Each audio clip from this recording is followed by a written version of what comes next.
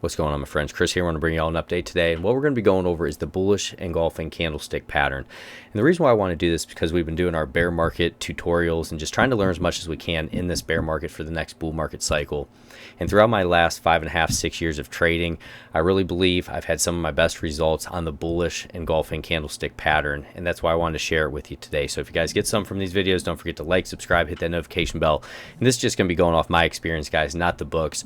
What I've really learned works well in this market when you're looking at this bullish engulfing candlestick pattern. So guys, here it is right here.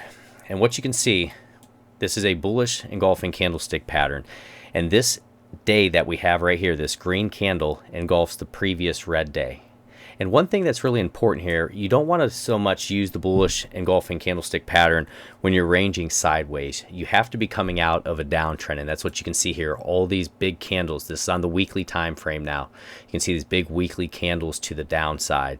You can see this one here, and then we had that big shift right here with this bullish engulfing candle. And it also came off the 50 moving average, which is an important area for us. So whenever you get a bullish candlestick pattern and it's off a 50-day moving average, or it's at support like we had here, it's going to be more significant as opposed to if you're just out in the middle of nowhere on the chart. So always looking for these candlestick patterns off support, resistance, important moving averages like the 50 moving average, the 200-day moving average can really do well for you. So one thing that you want to look for, guys, you always want to go to longer time frames when you're using the bullish candlestick pattern. So the weekly time frame is going to be more powerful than the daily, and the daily is going to be more powerful than the 4 hour, and the 4 hour more powerful than the 1 hour, and it works its way down. So when you're using the bullish candlestick patterns, I like to stick to the weekly time frame or the daily time frame, so it will really have some good significance to it. And what you can see here, guys, we went from a high of roughly, we'll go off the real body candles, about $60,000, went all the way down to about 31,843, and then we had this bullish engulfing candlestick pattern off this 50 moving average in red. And then from there, if you waited for the candle to close, which I recommend waiting for candles to close so you know for sure. So from there, we ended up going up to where we lost it here, guys. The high of the candle would roughly be about a 46% move, but if you waited for this bearish engulfing candlestick pattern to come in, which would have been a sign to get out, you still would have looked at about 30% to the upside there. You can see here, here's another bullish engulfing candlestick pattern right there, and we got a really nice move to the upside. So I just really like to look for these candles at that support and resistance. And the main thing that you want to look for, though, guys, is volume. And this one here didn't come on a ton of volume. We still had a really nice bounce out of it, but if you add that nice heavy volume or above average volume off these critical areas, that can really help you. And you got to think about it like this, guys, the psychology behind it as well. You know, we're getting pushed to the downside. We've dropped, over $30,000. We have another flush. It looks like we're going to break down. You can see here, break down through this 50 moving average. We bounce back up. We close right on top of it.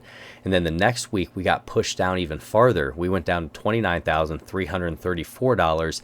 And then we ended up closing at the high of that candle. You see this, guys, all the way up here with no wick? That showed a lot of conviction there, and that shows that flip of supply and demand.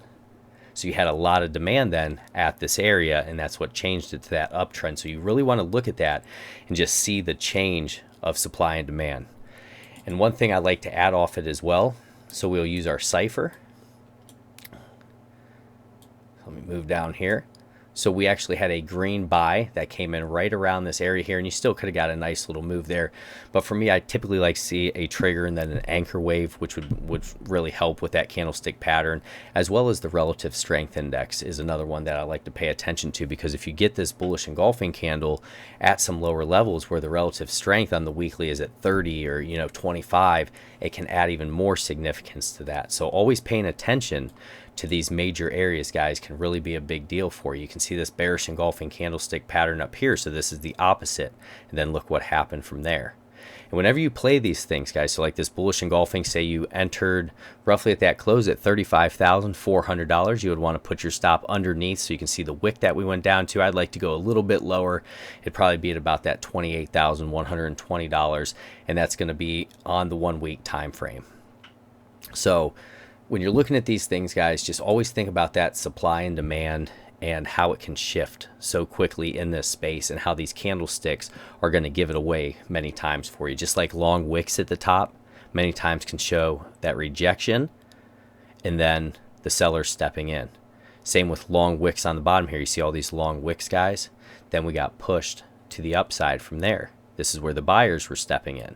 So always looking at those wicks can help you as well, but paying attention to bullish and bearish candlestick patterns, I think will really help you in your trading career. Even if you just want to play those at those critical areas, put that stop loss in. I think you're going to have a lot of success, because when I've read, books, guys, such as Candlestick Charting Explained, Getting Started in Candlestick Charting by Tina Logan, they all talk about roughly 66 to 70% of the time these bullish and bearish candlestick patterns will work out for you, and that's a pretty high percentage. So the main thing is just keeping that stop loss in as well for you in case anything goes awry. So if you get some from these videos, don't forget to like, subscribe, hit that notification bell. Have a wonderful weekend, my friends, and we'll bring these tutorials as often as possible. Take care.